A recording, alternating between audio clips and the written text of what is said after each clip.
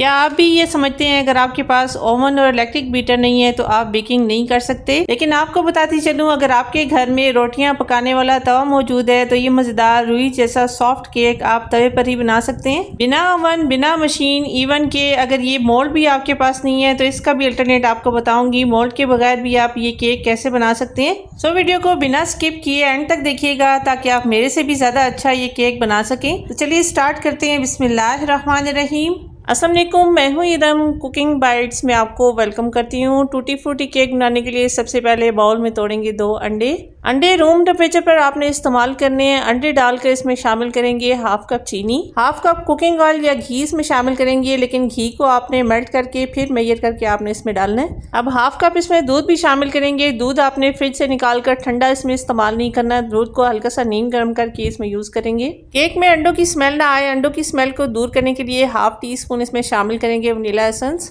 Bakery जैसे cake के colour के लिए 2 पिंच इसमें ऑरेंज फूड कलर डालेंगे, ये ऑप्शनल है, आप चाहें तो उसको स्किप भी कर सकते हैं। केक के बैटर को मिक्स करने के लिए आपको इलेक्ट्रिक बीटर की जरूरत नहीं है। घर में ये जो नॉर्मल ग्राइंडर का जग होता है इसमें डालकर आपने इन सब चीजों को ग्राइंड करना है। स्लो स्पीड पर सिर्फ 1 मिनट के लिए ग्राइंडर चलाते हुए इन सब चीजों को ग्राइंड करेंगे। ये देखें, थोड़ी ही देर में बहुत ही अच्छी तरह से ये चीजें ग्राइंड हो चुकी हैं। कितना फोमी, कितना क्रीमी सा ये मिक्सचर तैयार हो चुका है। केक का मिक्सर ग्राइंड करने के बाद अब स्ट्रेनर रखेंगे, इसमें शामिल करेंगे 1 कप मैदा, साथ ही हाफ टी स्पून इसमें बेकिंग पाउडर शामिल करके ड्राई इंग्रेडिएंट्स को छानते हुए ऐड करेंगे। इस स्टेज पर मैदे को छानते हुए आपने ऐड करना है। मैदे को छानने से इसमें एक एयर सी बनती है जिससे केक हमारा अच्छी तरह से राइज होता है, अच्छी तरह से फूलता है। अगर आपके पास मैदा पहले से छना रखा है फिर भी दोबारा से आपने इसको छानते हुए शामिल करना है।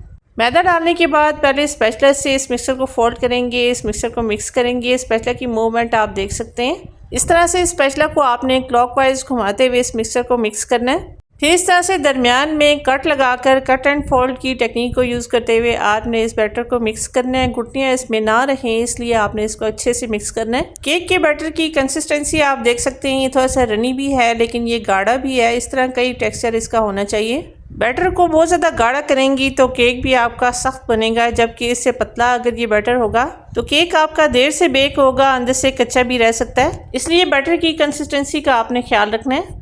केक का बैटर रेडी करने के बाद मोल्ड को ग्रीस करेंगे जिसमें हमने केक को बेक करना है। बटर पेपर लगाकर बटर पेपर को भी आपने ऑयल से अच्छे से ग्रीस करना है। बटर पेपर की जगह आप किसी भी नोटबुक का पेज भी लगा सकते हैं। अगर आपके पास मोल्ड नहीं है तो कोई मसला नहीं है, सिंपल जो चाय वाली पतीली होती है जिसमें हम चाय बनाते हैं आप उसमें भी ये केक बेक कर सकती हैं। चाय वाली पतीली में भी मैंने केक को बेक किया है जिसकी रेसिपी मेरे चैनल पर मौजूद है, आप जाकर चेक कर सकते हैं।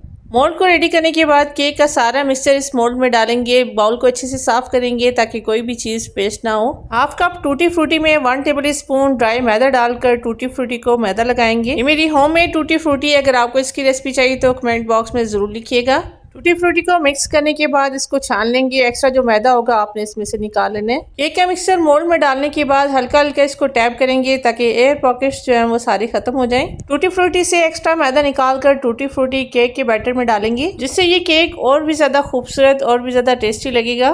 केक को बेक करने के लिए तवा यहाँ पर गर्म हो चुका है। तवा गर्म करने के बाद फ्लेम को स्लो करेंगे। कोई भी स्टैंड या बर्तन आपने हाइट देने के लिए रखना है। स्टैंड रखने के बाद अब केक के मोल्ड को इसके ऊपर सेट करेंगे। आप चाहें तो पतीले में भी बेक कर सकते हैं, लेकिन अक्सर बहनें मेरी समझती हैं कि पतीले ख़राब हो जाते हैं। केक का मोल्ड सेट करने के बाद कोई भी बड़ा बर्तन या पतीला जो इसके ऊपर फिट आ जाए आपने उल्टा करके इस तरह से रखना है। बस हीट इसमें से ना निकले इस बात का आपने ख्याल रखना है। 45 मिनट के लिए स्लो फ्लेम पर केक को बेक करेंगे। माशाल्लाह कुछ ही देर में केक बहुत ही अच्छे से राइज हो चुका है। आप देख सकते हैं कितना अच्छा इस पर कलर आया है। अब केक के सेंटर में टूथपिक डालकर केक को चेक करेंगे। अगर टूथपिक साफ़ है, इस पर केक का बैटर लगा नहीं हुआ, इसका मतलब है केक अच्छी तरह से पक चुका है। और अगर टूथपिक पर कुछ लगा हुआ है इसका मतलब है केक अभी कच्चा है, आपने 10 मिनट इसको और बेक करना है। केक को आपने कभी भी गरम गरम मोल्ड से नहीं निकालना। जब ये अच्छी तरह से ठंडा हो जाए तो इसको डीमोल्ड करेंगे। पहले छुरी से आपने इसके किनारे अलग करने। केक ठंडा होने के बाद अक्सर खुद ही किनारों को छोड़ देता है और आप देख सकते हैं कितनी आसानी से ये मोल्ड से निकल आया है। बाज़ार से महंगा मिलने वाला टूटी फ्रूटी केक आप किचन में मौजूद बहुत ही कम इंग्रेडिएंट से सस्ते में बना सकते हैं। अब तेज़ छुरी से इस केक की कटिंग करेंगे। ये केक बनाकर आप शाम की चाय के साथ एंजॉय कर सकते हैं, या बच्चों को लंच बॉक्स में दे सकते हैं या नाश्ते में यूज़ कर सकते हैं, जैसे मर्ज़ी आप इसको यूज़ करें। ओवन और इलेक्ट्रिक बीटर के बगैर बहुत ही कम इंग्रेडिएंट से बनने वाला ये मज़ेदार टूटी फ्रूटी केक आप भी ट्राई ज़रूर कीजिएगा। कमेंट करके मुझे बताइएगा कि आपसे ये केक कैसा बना। यहाँ पर अपने व्यूवर्स अपनी प्यारी बहनों से रिक्वेस्ट करूँगी, रेसिपी ज़रा सी भी पसंद आए तो लाइक ज़रूर कीजिएगा। चैनल पर नए हैं जो सब्सक्राइब कर लीजिए। जज़ाकल्लाह। तो मिलते हैं अगली वीडियो में एक और नई अमेजिंग रेसिपी के साथ। तब तक के लिए अल्लाह हाफिज़।